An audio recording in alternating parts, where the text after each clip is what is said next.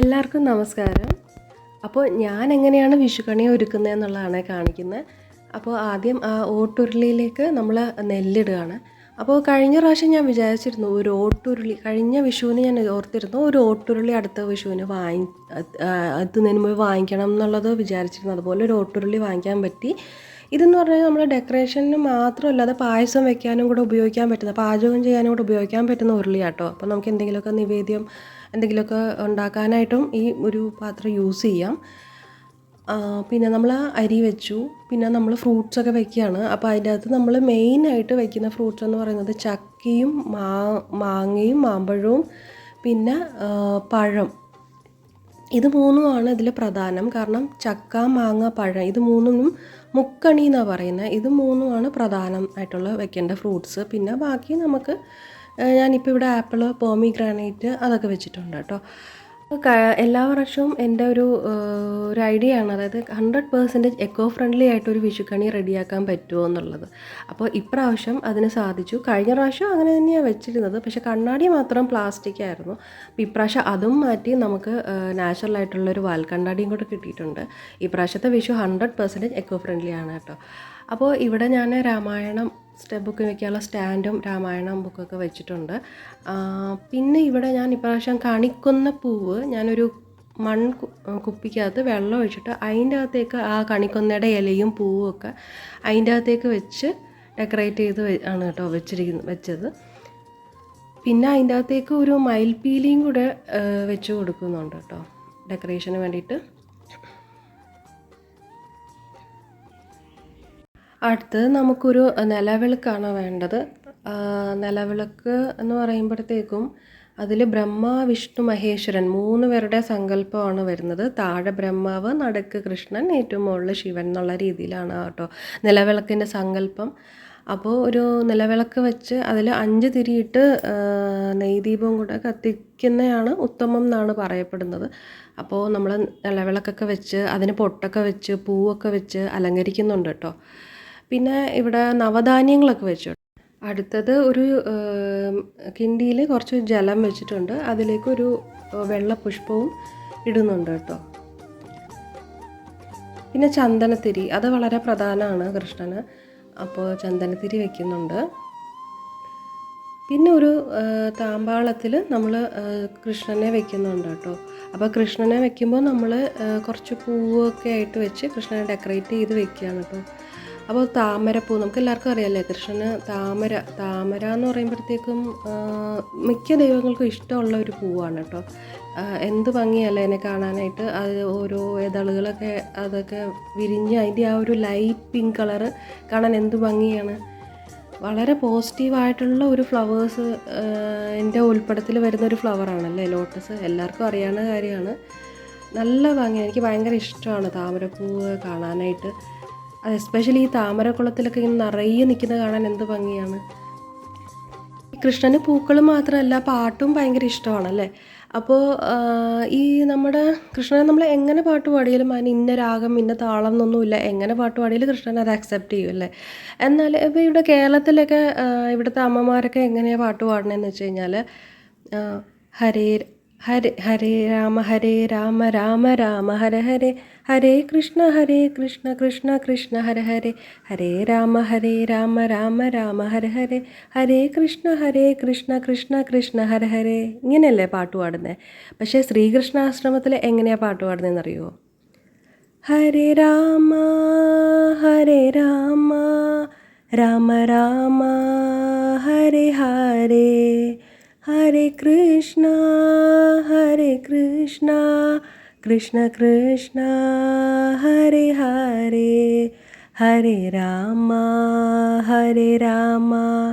രാമ രാമ ഹരേ ഹരേ, ഹരേ കൃഷ്ണ കൃഷ്ണ കൃഷ്ണ ഹരേ ഹരേ. ഇങ്ങനെയാണ് അവിടെ പാട്ട് പാടുന്നത്. 10 മിനിറ്റത്തെ വീഡിയോയിൽ നമ്മളിത് കാണുമ്പോൾ എന്ന് വിചാരിക്കും വളരെ എളുപ്പമാണ് ഒരു വിഷുക്കണി റെഡിയാക്കാനാണെന്നല്ലേ. കാരണം ഒരു മേശപ്പുറത്ത് കുറച്ച് സാധനങ്ങൾ എടുത്ത് പെറുക്കി വെച്ചാൽ മതി എന്ന് തോന്നും. പക്ഷേ ശരിക്കും പറഞ്ഞാൽ അങ്ങനെയല്ല. ഇത് 2 ദിവസത്തെ പണിയാണ്. തലേ ദിവസം നമ്മൾ വലയം പൊടിയൊക്കെ അടിച്ച് വീടൊക്കെ തൂത്ത് തുടച്ച് വൃത്തിയാക്കി കുറേ പരിപാടിയൊക്കെ ചെയ്യും. രാത്രിയാവും പണി തീരുമ്പോൾ. പിന്നെ അടുത്ത ദിവസം നമ്മൾ രാവിലെ സാധനങ്ങളൊക്കെ പർച്ചേസ് ചെയ്യാൻ പോയി.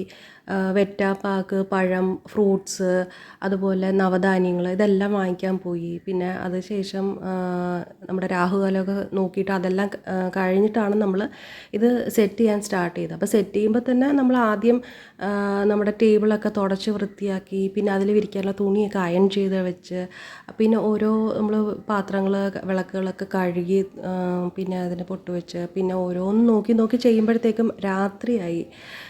അപ്പോൾ നമ്മൾ ഇതിൽ കാണുമ്പോൾ ഭയങ്കര ഒരു 10 മിനിറ്റത്തെ പരിപാടികൾ തോന്നുന്നുണ്ടെങ്കിൽ പക്ഷേ ശരിക്കും അങ്ങനെയല്ല കേട്ടോ. ശരിക്കും ഫുൾ ഡേ എഫേർട്ടിട്ടാണ് നമ്മൾ ചെയ്യുന്നത്. പക്ഷേ ഇതെല്ലാം ചെയ്യുമ്പോഴും നമ്മൾ ഇഷ്ടത്തോട് ചെയ്യുന്ന കാരണം അതൊരു ബുദ്ധിമുട്ടായിട്ട് നമുക്ക് തോന്നുകയില്ല. മാത്രമല്ല ഇതിൻ്റെ എൻഡ് റിസൾട്ട് വന്ന് നമ്മൾ കണ്ടു കഴിയുമ്പോൾ നമ്മൾ മനസ്സിൽ വിചാരിക്കുന്ന പോലെ മൊത്തത്തിൽ അത് ഡെക്കറേറ്റ് ചെയ്ത് കാണുമ്പോൾ ഉണ്ടല്ലോ ഭയങ്കര സന്തോഷവും സംതൃപ്തിയും കിട്ടാറുണ്ട്. അപ്പോൾ ഇപ്രാവശ്യം ഞാൻ കണി ഒരുക്കിയതിൽ എല്ലാം തന്നെ നാച്ചുറൽ പ്രൊഡക്ട്സ് ആണ് കേട്ടോ ഉപയോഗിച്ചിരിക്കുന്നത്. തുണിയായാലും തടിയായാലും ബ്രാസ്, അതുപോലെ സിൽവർ, അതുപോലെ പൂവാണേലും ഒക്കെ നാച്ചുറൽ പ്രൊഡക്ട്സ് മാത്രം വെച്ചിട്ടാണ് ചെയ്തിരിക്കുന്നത്. ഡെക്കറേഷൻ ഉപയോഗിച്ചിരിക്കുന്ന ഗ്രാസ് മാറ്റ് പോലും തുണി വെച്ച് ഉണ്ടാക്കിയിരിക്കുന്നതാണ് കേട്ടോ. അപ്പോൾ ഇതിൽ 100% എക്കോ ഫ്രണ്ട്ലി ആയിട്ടുള്ളൊരു വിഷുക്കണിയാണ് ഇത്. അപ്പോൾ നമ്മൾ വിഷുക്കണിക്ക് നമ്മൾ പ്രധാനമായിട്ട് കൃഷ്ണനെയാണല്ലേ വെക്കുന്നത്. എന്തിനാണ് കൃഷ്ണനെ വെക്കുന്നതെന്നറിയോ? അതായത് എൻ്റെ ഒരു വിശ്വാസം അനുസരിച്ചിട്ട് ഞാൻ ശ്രീകൃഷ്ണനെ കാണുന്നത് എങ്ങനെയാണെന്ന് വിചാരിച്ചാൽ വായുവിൻ്റെ അധിപനായിട്ടാണ് കേട്ടോ കാണുന്നത്. ഞാൻ ഇതിനു മുമ്പ് ഒരു വീഡിയോയിൽ പറഞ്ഞിട്ടുണ്ടായിരുന്നു പഞ്ചഭൂതങ്ങൾ, അതായത് അഗ്നി, വായു, ജലം, മണ്ണ്, ആകാശം എന്നൊക്കെ പറയുന്ന ഈ പഞ്ചഭൂതങ്ങൾ ആണ് നമ്മുടെ ഈശ്വരൻ എന്ന് പറഞ്ഞിട്ടുണ്ടായിരുന്നു. സൂര്യനും ചന്ദ്രനും ഇതെല്ലാം ചേർന്നിട്ടാണ് നമ്മുടെ ദൈവം എന്ന് പറഞ്ഞിട്ടുണ്ടായിരുന്നു. കാരണം അവരുടെയൊക്കെ കറക്റ്റായിട്ട് അവർ വർക്ക് ചെയ്യുന്നതുകൊണ്ടാണ് നമുക്ക് ഭൂമിയിൽ നന്നായിട്ട് ജീവിക്കാൻ പറ്റുന്നതെന്നൊക്കെ പറഞ്ഞിട്ടുണ്ടായിരുന്നു. അതിൽ വായു എന്ന് പറയുന്ന ഒരു സെക്ഷനിൽ ടോപ്പിൽ നിൽക്കുന്ന ഹെഡ് ഓഫ് ദ ഡിപ്പാർട്ട്മെൻ്റ് ആയിട്ടാണ് ഞാൻ കൃഷ്ണനെ കാണുന്നത് കേട്ടോ. അപ്പോൾ ഒരു ഹൈറാർക്കി ഉണ്ടെന്ന് വിചാരിക്കുക. ഇപ്പോൾ ഒരു സ്കൂളിലൊരു ഹൈറാർക്കി ഉണ്ടാവില്ലേ, ടോപ്പിൽ പ്രിൻസിപ്പാൾ, പിന്നെ വൈസ് പ്രിൻസിപ്പാൾ, പിന്നെ ടീച്ചേഴ്സ്, പിന്നെ താഴെ ക്ലീനിങ് സ്റ്റാഫ്സ്, അതുപോലെ വാച്ച്മാൻ, അങ്ങനെ. അതേപോലെ വായു എന്ന് പറയുന്ന ഡിപ്പാർട്ട്മെൻറ്റിൽ ടോപ്പിൽ കൃഷ്ണൻ വരും. അത് കഴിഞ്ഞിട്ട് വായു ഭഗവാൻ, പിന്നെ ഹനുമാൻ, പിന്നെ അങ്ങനെ ഒരു ഹയറാർക്കി പോലെ. അപ്പോൾ അതുകൊണ്ടാണ് നമുക്കറിയില്ലേ ഈ ഹനുമാനൊക്കെ ശ്രീരാമനെയൊക്കെ ഭയങ്കര ഇഷ്ടം കാര്യം എന്ന് വെച്ചാൽ ഇവരൊക്കെ ഒരു ഡിപ്പാർട്ട്മെൻറ്റിൽ വർക്ക് ചെയ്യുന്നവരാണ്. അപ്പം നമ്മൾ ഈ മഹാവിഷ്ണുവിനെ നമ്മൾ ശ്രദ്ധിച്ച് നോക്കിയാൽ അറിയാം, മഹാവിഷ്ണുവിൻ്റെ കയ്യിൽ 2 സംഭവങ്ങളാണല്ലേ, ശംഖുണ്ട്, ചക്രമുണ്ട്. അപ്പോൾ ഇത് രണ്ടും തന്നെ വായുവിൽ വർക്ക് ചെയ്യുന്ന സംഭവമാണ്. അതായത് കാറ്റ് ഉപയോഗിച്ചിട്ട് ആണ് നമ്മുടെ ശംഖു ഊതുന്നതാണെങ്കിലും അതുപോലെ ചക്രമാണെങ്കിലും ശ്രീകൃഷ്ണൻ പിടിച്ചുകൊണ്ടിരിക്കുന്നതുകൊണ്ടാണ് ആ ചക്രം ഇങ്ങനെ കറങ്ങുന്നത്. കാരണം ശ്രീകൃഷ്ണൻ എന്ന് പറയുന്നത് ആ വായു തത്വത്തിൽ ആണ് പ്രധാനമായിട്ട് വരുന്നത്. അതുപോലെ തന്നെ നമ്മൾ മഹാവിഷ്ണു. പിന്നെ ശ്രീകൃഷ്ണൻ്റെ കയ്യിലാണെങ്കിൽ എപ്പോഴും ഉള്ളത് എന്താണ്, ബാംബു ഫ്ലൂട്ടാണല്ലേ. അപ്പോൾ ബാംബു ഫ്ലൂട്ട് എന്ന് പറഞ്ഞു കഴിഞ്ഞാൽ എയർ വെച്ചിട്ട് വർക്ക് ചെയ്യുന്ന ഒരു മ്യൂസിക്കൽ ഇൻസ്ട്രുമെൻ്റ് ആണ് അല്ലേ. നമ്മൾ എയർ വെച്ചിട്ട് നല്ല മനോഹരമായിട്ടുള്ള സംഗീതം ഉണ്ടാക്കാൻ പറ്റുന്ന ഒന്നാണ് ആ ഒരു ബാംബു ഫ്ലൂട്ട് എന്ന് പറയുന്നത്. അപ്പോൾ ഇത് ഈ ശ്രീകൃഷ്ണൻ, അതുപോലെ ഇവരുടെ നമ്മൾ ശ്രീകൃഷ്ണൻ്റെ അമ്പലത്തിൻ്റെ ഒക്കെ ഫ്രണ്ടിൽ ഗരുഡനെ വെച്ചിട്ടുണ്ടാവും അല്ലേ. അപ്പോൾ ഈഗിൾ എന്ന് പറയുന്നത് എന്താണ്, എപ്പോഴും ആകാശത്തിൽ പറന്നുകൊണ്ടിരിക്കുന്നതാണ്. കാരണം എന്താണ്, അതൊരിക്കലും മണ്ണിൽ വന്നിട്ട് കോഴിയൊക്കെ പോലെ മണ്ണരയൊന്നും തിന്നുന്നത് നമ്മൾ കണ്ടിട്ടില്ലല്ലോ. കാരണം എപ്പോഴും അത് ആകാശത്തിൽ പറന്നുകൊണ്ടിരിക്കും. കാരണം അത് വായു തത്വമാണ് ആ കിളിക്കുള്ളത്. അതുകൊണ്ടാണ് ശ്രീകൃഷ്ണനെ ഗരുഡവാഹനൻ എന്ന് പറയുന്നത്. അപ്പോൾ എല്ലാ കാര്യങ്ങളും നിങ്ങൾ റിലേറ്റ് ചെയ്ത് നോക്കി കഴിഞ്ഞാൽ ശ്രീകൃഷ്ണന് എയറുമായിട്ടാണ് ബന്ധം വരുന്നത്. അപ്പോൾ ശ്രീകൃഷ്ണൻ എപ്പോഴും വൃന്ദാവനം, എപ്പോഴും ചെടികളുടെ ഇടയിൽ നിൽക്കുന്നില്ലേ. കാരണം എന്താണ്, ചെടികളുടെ ഇടയിലാണ് ഓക്സിജനും പ്രൊവൈഡ് ചെയ്യുന്നത്, കാർബൺ ഡൈഓക്സൈഡ്, ആ എയർ സർക്കുലേഷൻ വരുന്നതൊക്കെ അവിടെയാണ്. അപ്പം അതുപോലെ നമ്മൾ ശ്രീകൃഷ്ണനെ നമ്മൾ തുളസിമാല എന്തുകൊണ്ടാണ് ചാർത്തുന്നത്, തുളസിക്ക് എയർ പ്യൂരിഫൈ ചെയ്യാൻ കഴിവുള്ള ഒരു ഇലയാണ്. അപ്പോൾ ഭൂമിയിൽ 3 അവസ്ഥയാണ് ഉള്ളത്: സൃഷ്ടി, സ്ഥിതി, സംഹാരം, അല്ലേ? അപ്പോൾ ഒരു കുഞ്ഞ് നമ്മൾ ജനിച്ചു കഴിഞ്ഞാൽ അത് ഭൂമിയിൽ ജനിച്ച് വീഴുന്നു കഴിഞ്ഞ തൊട്ട് ആണ് അതിൻ്റെ ആദ്യ ശ്വാസം എടുക്കുന്നത്, അല്ലേ? ആദ്യ ശ്വാസം എടുത്ത് പിന്നെ അത് വയസ്സായി അത് ലാസ്റ്റ് ശ്വാസം എടുക്കുന്ന വരെയുള്ള കാലയളവിലാണ് അത് ജീവിച്ചിരിക്കുന്നു എന്ന് പറയുന്നത്. അതിനെയാണ് സ്ഥിതി എന്ന് പറയുന്നത്. അപ്പോൾ ആ ഡിപ്പാർട്ട്മെൻറ്റ് ആരാണ് മാനേജ് ചെയ്തതെന്ന് പറഞ്ഞാൽ ശ്രീകൃഷ്ണനാണ് മാനേജ് ചെയ്യുന്നത്. അപ്പം നമ്മുടെ ശരീരത്തിൽ നമ്മുടെ ഈ റെസ്പിറേറ്ററി സിസ്റ്റം എന്ന് പറയുന്നത് നമ്മുടെ മൂക്ക്, ലങ്സ്, ഹൃദയം. അപ്പം നമ്മൾ ശ്വാസം മൂക്കിൽ നിന്ന് എടുക്കുന്നു, അത് ലങ്സിലോട്ട് പോകുന്നു, അത് ഹൃദയത്തിലോട്ട് പോകുന്നു, അവിടെ നിന്ന് നമ്മുടെ ഓക്സിജൻ റിച്ച് ബ്ലഡ് മറ്റു ഭാഗത്തിലേക്ക് പോകുന്നു. ഇതാണ് നടക്കുന്നത്. തിരിച്ച് കാർബൺ ഡൈ ഓക്സൈഡ് പോകുന്നു. അപ്പോൾ ഈ ഒരു സൈക്കിൾ നടക്കുന്നില്ലേ, ആ ഒരു ഹൃദയഭാഗം. അപ്പോൾ ഇവിടെ ഈ ഒരു കാര്യം നടക്കുന്നിടത്തോളം കാലമാണ് ഒരാൾ ജീവിച്ചിരിക്കുന്നത്. ആ കാര്യങ്ങൾ മാനേജ് ചെയ്യുന്ന ആരാന്ന് വെച്ചാൽ നമ്മുടെ ഉള്ളിലുള്ള ശ്രീകൃഷ്ണനാണ് നമ്മുടെ റെസ്പിറേറ്ററി സിസ്റ്റം മാനേജ് ചെയ്യുന്നത്. അപ്പോൾ അത് ഓട്ടോമാറ്റിക്കായിട്ട് വർക്ക് ചെയ്യുന്നില്ല. നമ്മൾ ശ്വാസം എടുക്കുന്നൊന്നും നമ്മൾ അറിയുന്ന പോലും ഇല്ലല്ലോ. നമ്മുടെ ഒരു ബോധപൂർവത്തിലല്ല അത് നടക്കുന്നത്. അപ്പം അത് ആരാ മാനേജ് ചെയ്യുന്നത്? നമ്മുടെ ഉള്ളിലുള്ള ശ്രീകൃഷ്ണനാണ് അത് മാനേജ് ചെയ്യുന്നത്. അപ്പം നമ്മുടെ ഉള്ളിലുള്ള ശ്രീകൃഷ്ണൻ നല്ല രീതിയിൽ ആക്റ്റീവായിട്ട് നിൽക്കുന്ന കാലം വരെയാണ് നമുക്ക് സ്ഥിതിയുള്ളത്. അതായത് നമ്മുടെ സെക്കൻഡ് സ്റ്റേജ്. നമ്മൾ ആദ്യം ജനിക്കുന്നതിന് മുമ്പേ ഉള്ളത്, ജനിച്ച് വീഴുന്ന കഴിഞ്ഞിട്ടുള്ള കാര്യമൊക്കെ നമ്മളിപ്പോൾ ശ്രീകൃഷ്ണൻ്റെ ഡിപ്പാർട്ട്മെൻറ്റ് താഴെയാണെന്നുള്ളത്. അപ്പം അതുകൊണ്ടാണ് നമ്മൾ ഈ ഹനുമാൻ സ്വാമി നെഞ്ചു പിളർന്ന് കാണിച്ചില്ലേ, ഹൃദയത്തിലാണ് ഇരിക്കുന്നത് രാമൻ. അപ്പം കൃഷ്ണൻ്റെ സ്ഥാനം എന്ന് പറയുന്നത് നമ്മുടെ ഹൃദയത്തിലാണ്. അതായത് നമ്മുടെ മൂക്ക് തൊട്ട് നമ്മുടെ ഹൃദയഭാഗം വരെയുള്ള ഭാഗമാണ് ശ്രീകൃഷ്ണൻ്റെ എന്താ പറയുക, കൂടുതലും മെയിനായിട്ട് ഉള്ള ഒരു ഭാഗം എന്ന് പറയുന്നത് അവിടെയാണ്. അപ്പോൾ നമുക്ക് നല്ല എന്താ പറയുക, നല്ല ശുദ്ധമായ ഓക്സിജൻ കിട്ടി നമുക്ക് ദീർഘായുസ്സായിട്ടിരിക്കാനും ശ്രീകൃഷ്ണൻ്റെ അനുഗ്രഹം അത്യാവശ്യമാണല്ലേ.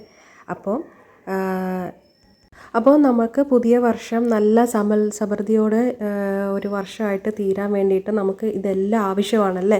നമുക്ക് അരി, ധാന്യങ്ങൾ, അതുപോലെ ഫ്രൂട്ട്സ്, പൈസ, സ്വർണം, പുതിയ വസ്ത്രം, പൂക്കൾ എല്ലാം ആവശ്യമാണ്.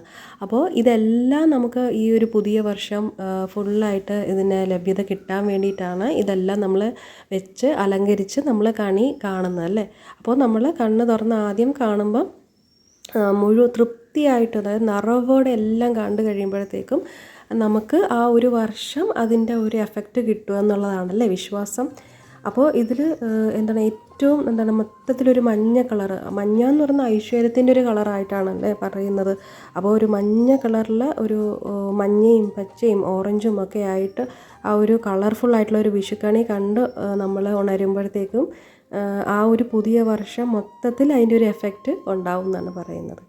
അപ്പോൾ എല്ലാവർക്കും എൻ്റെ ഹൃദയം നിറഞ്ഞ് വിഷുദിനാശംസകൾ. പുതിയ വർഷത്തിൽ എല്ലാവർക്കും സമ്പൽ സമൃദ്ധിയോടെ ഒരു വർഷമായിരിക്കട്ടെ എന്ന് ഞാനും പ്രാർത്ഥിക്കുന്നു.